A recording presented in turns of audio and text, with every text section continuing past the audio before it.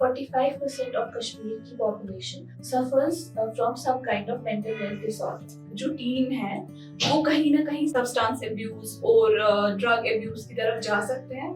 लेकिन जैसा कि मैंने कहा, एम्पैथी और अंडरस्टैंडिंग बहुत ज्यादा, उससे भी ज्यादा इम्पोर्टेंट है। Hello everyone, welcome to policy decode by JKC मुझे। I am your host today और मेरा नाम विद्या है। आज मैं अपनी बहुत खास दोस्त जोहा के साथ यहाँ पे हूँ और आज हम लोग मेंटल हेल्थ के बारे में डिस्कस करने वाले हैं। क्योंकि जोहा और मैं दोनों ही एक साइकोलॉजी स्टूडेंट है, तो आज हमारा पर्टिकुलर टॉपिक होगा mental health in Jammu and Kashmir. जोहा, आपका बहुत बहुत वेलकम है यहाँ पे। और सबसे पहली चीज जो मैं आपसे पूछना चाहती हूँ कि आप हमारी ऑडियंस को बताइए कि मेंटल हेल्थ क्या होता है और इसकी इम्पोर्टेंस क्या है। मेंटल हेल्थ को हम डिफाइन कर सकते हैं as something which is your emotional wellbeing. आपकी रिलेशनशिप, आपकी स्ट्रेस मैनेजमेंट, हर कोई चीज मेंटल हेल्थ में आता है।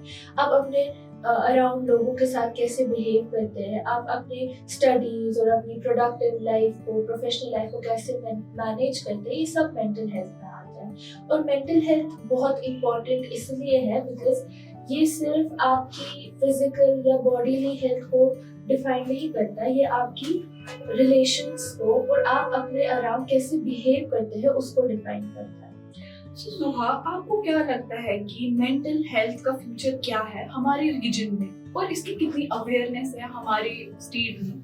स्टडी शो करती है कि out of like whole population 45% of Kashmir की population suffers from some kind of mental health disorder. लेकिन उसमें से सिर्फ 12% जो है वो प्रोफेशनल या मेडिकल हेल्प सीख करते हैं। सो ये हमें दिखाता है कि कश्मीर में हमें कितनी जरूरत है मेंटल हेल्थ की अवेयरनेस की, और अवेयरनेस से ज्यादा अंडरस्टैंडिंग की कि एक रियल प्रॉब्लम है और इसके लिए हेल्प लेना बहुत जरूरी है।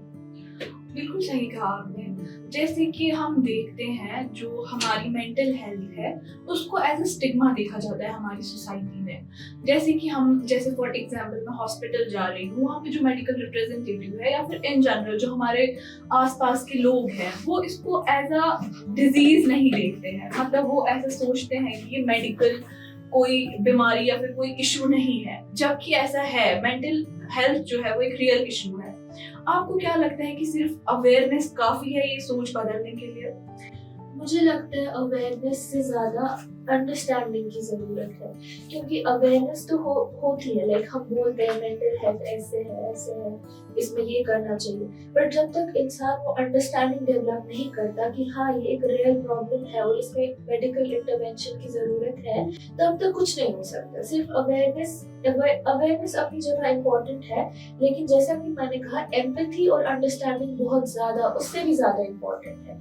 क्योंकि अवेयरनेस तो हम सुनते हैं, एक कान से सुनते हैं, दूसरे कान से निकालते हैं, लेकिन जब हम सुनते हैं, उसको अंडरस्टैंड करते हैं, उसको समझते हैं और फिर उसके थ्रू एम्पैथी शो करते हैं to people who show up for like mental health और the people who are suffering from mental health disorders, तब जाके एक डिफरेंस क्रिएट होती है। जो हमारे स्टूडेंट्स हैं हमारी वैली में, आजकल हम देखते हैं कि बहुत ज्यादा एनवायरमेंटल प्रेशर होता है, कंपटीशन हमारे सोसाइटी में बहुत ज्यादा है।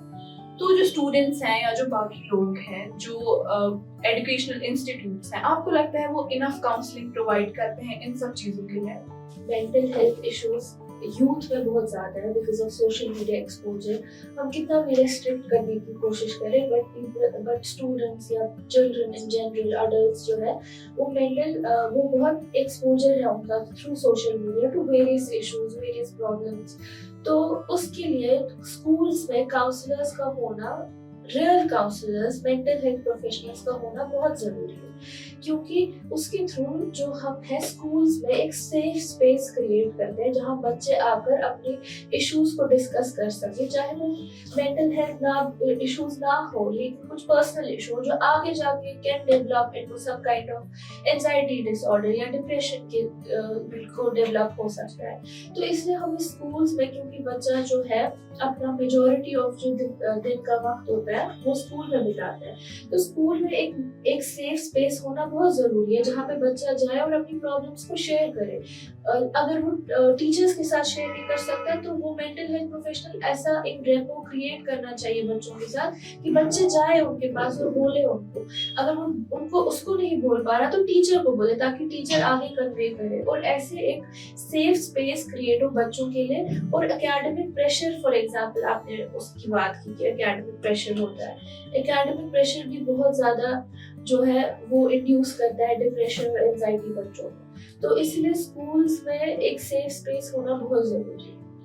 जैसे कि अब हम देखते हैं कि जो पेरेंट्स हैं, हमारे पेरेंट्स और हमारी जनरेशन में, मुझे लगता है बहुत ज्यादा जनरेशनल गैप, क्योंकि जो हमारी जनरेशन है उसमें कहीं ना कहीं एटलीस्ट मेंटल हेल्थ अवेयरनेस है, जबकि जो हमारे पेरेंट्स और हमसे पहले वाली जनरेशन है उनमें हमारे लेवल की जो अवेयरनेस है वो नहीं थी मेंटल हेल्थ से रिलेटेड। सो आपको लगता है कि जब पेरेंट्स अपने किसी बच्चे को देखते हैं वो किसी मेंटल हेल्थ इशू से सफर कर रहे हैं, वो खुद को हेल्पलेस फील करते हैं, so what are the do and don'ts for parent ताकि वो अपने बच्चे को हेल्प कर सके at least?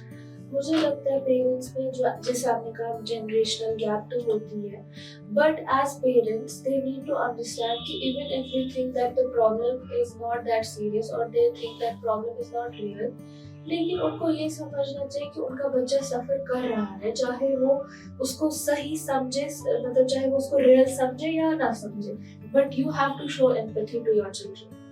So that is what is important, चाहे आप समझो या ना समझो, लेकिन आपको ये चीज दिमाग में रखनी है कि अगर ये मुझे बोल रहा है मेरा बच्चा, तो ये सफर कर रहा है और इसको हेल्प की जरूरत है। जो आजकल बहुत सारे इश्यूज होते हैं जैसे एंजाइटी, डिप्रेशन, स्पेशली टीन्स में, क्या आपको लगता है इन सब की वजह से जो टीन है वो कहीं ना कहीं सब्सटेंस अब्यूज और ड्रग अब्यूज की तरफ जा सकते हैं? हाँ, जैसा कि रुतबा तुम्हें भी पता होगा कि if you have like studied psychology, उसमें कितना है कि some disorders like ADHD is there, PPD है या ऐसी कोई चीज है, वो लॉन्गर रन में सब्सटेंस अब्यूज के चांसेस बहुत ज्यादा बढ़ा देते हैं। वैसे ही कश्मीर में हमें सबको पता है कि ड्रग अब्यूज एक राइजिंग इशू है, एक मेजर इशू है। तो जब आपका बच्चा is going through some mental health disorder और उसको एक इंटरवेंशन नहीं मिलती है, तो obviously they can go into substance abuse disorders. जैसे बहुत सारे इनिशिएटिव्स हैं जो गवर्नमेंट और नॉन गवर्नमेंट ऑर्गेनाइजेशन जो है वो लेती हैं। फॉर एग्जांपल जेकेसीपीजे, जैसे जेकेसीपीजे हर महीने एक लेट्स कनेक्ट रखता है जहाँ पे हम नए लोगों से मिलते हैं, वहाँ पे बहुत सारी थेरेपीज होती है, बी इट आर्ट थेरेपी या फिर और भी कोई थेरेपी। इसके थ्रू हम लोगों से कनेक्ट करते हैं, एक नॉन जजमेंटल स्पेस मिलता है जहाँ पे हम चीजें शेयर करते हैं, बात करते हैं और अपनी प्रॉब्लम्स बताते हैं। सो आपको क्या लगता है ऐसे कौन से इनिशिएटिव्स हैं जो गवर्नमेंट या फिर नॉन गवर्नमेंट ऑर्गेनाइजेशन ने लिए हैं जो आपको लगते हैं कि अच्छे हैं या फिर उनमें कोई लूप होल्स हैं? जैसे कि रुतबा यू मेंशन्ड अबाउट जेकेसीपीजे let's connect, so I have been there. तो वहाँ पे एक बहुत सेफ स्पेस होती है जहाँ पे आपको कोई जजमेंट नहीं होता, कुछ भी नहीं होता, you just sit and share your experiences, your problems और व्हाटएवर। तो ऐसी सेफ स्पेस क्रिएट करने की बहुत जरूरत है, चाहे वो नॉन गवर्नमेंट ऑर्गेनाइजेशंस हो या गवर्नमेंट ऑर्गेनाइजेशंस हो। ओके, तो आपको क्या लगता है जो हमारे पेरेंट्स हैं वो कैसे एक घर पे एक सेफ एनवायरनमेंट या सेफ स्पेस बनाए ताकि उनका बच्चा अगर किसी मेंटल हेल्थ इशू से सफर कर रहा है वो आके एटलीस्ट अपने पेरेंट्स को बोल सके? देखिए, ये सेफ स्पेस जो है ये बचपन से क्रिएट करनी है, ये मतलब एक अचानक से क्रिएट नहीं हो सकती है। मतलब when you have provided that safe space बचपन से अपने बच्चे को कि वो आए और जो भी प्रॉब्लम्स वो शेयर कर पाए, तभी वो बड़े होके प्रॉब्लम शेयर कर पाएगा। तो मेरी एडवाइस यही है कि as a psychology student I would say to young parents कि बचपन से ही एक सेफ स्पेस क्रिएट करें अपने बच्चे के लिए, ताकि वो बड़े होके भी शेयर कर पाए अपनी प्रॉब्लम्स। बहुत सारे सर्वेज के अकॉर्डिंग अबाउट 45% पॉपुलेशन जो है जम्मू एंड कश्मीर की वो मेंटल डिस्ट्रेस से गो थ्रू करती है, जिसमें से ओनली 12.6% जो है वो मेडिकल हेल्प सीक करते हैं।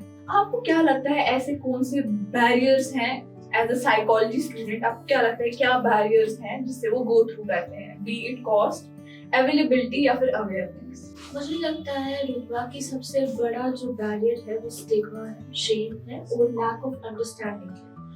लैक ऑफ अवेयरनेस कह सकते हैं कि अवेयरनेस पिछले कुछ साल में बहुत ज़्यादा बढ़ गई है, लेकिन जैसे मैं स्टार्टिंग से कह रही हूँ कि लैक ऑफ अंडरस्टैंडिंग जो है वो प्रॉब्लम है, और शेम और स्टिग्मा जो अटैच है वो सबसे बड़ा बैरियर है। आपको क्या लगता है कि स्टूडेंट्स जो हैं स्पेशली, जो कि हम बोलते हैं कि बहुत एकेडमिक प्रेशर और इन सब से गो थ्रू करते हैं, वो कैसे कूप अप करें इस स्ट्रेस से, इन सब मेंटल हेल्थ इश्यूज से? मुझे लगता है उनके पढ़ाई के साथ साथ, जैसा कि आपने कहा लेट्स कनेक्ट है या बाकी इनिशिएटिव्स हैं, वैसे आउटलेट्स अगर होंगे बच्चों के लिए, मतलब प्रोवाइड किए जाएंगे स्टूडेंट्स को, तो वो इस स्ट्रेस और प्रेशर से जो है एक ब्रेक ले पाएंगे, ताकि वो अच्छे से मैनेज कर पाए, और ये स्ट्रेस जो है या बहुत सारा कंपटीशन है उसके रिलेटेड जो प्रेशर क्रिएट होता है उसको नेविगेट और मैनेज कर पाए।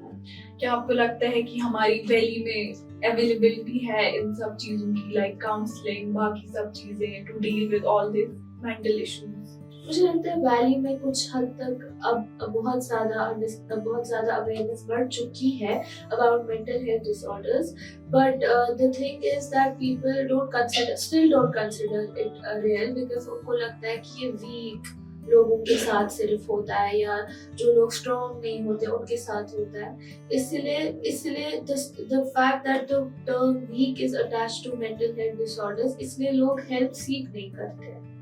सो आपको क्या लगता है कि मेंटल हेल्थ का फ्यूचर क्या है हमारी स्टेट में, और इसकी कितनी अवेयरनेस और ज्यादा जरूरत है, या फिर काफी अवेयरनेस है इस बारे में?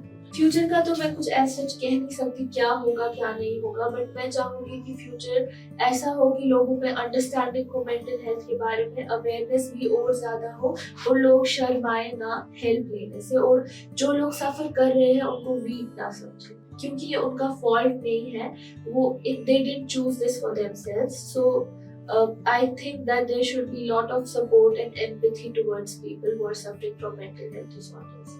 तो जुहा, अगर आपको हमारी ऑडियंस को कुछ एडवाइस देनी होगी तो आप क्या देना चाहेंगे? मेरी एडवाइस यही होगी लोगों से कि मेंटल हेल्थ को रियल समझे, ये नहीं समझे कि ये सिर्फ वीक लोगों के साथ होता है या उनके साथ होता है जो स्ट्रॉन्ग इनफ नहीं होते हैं।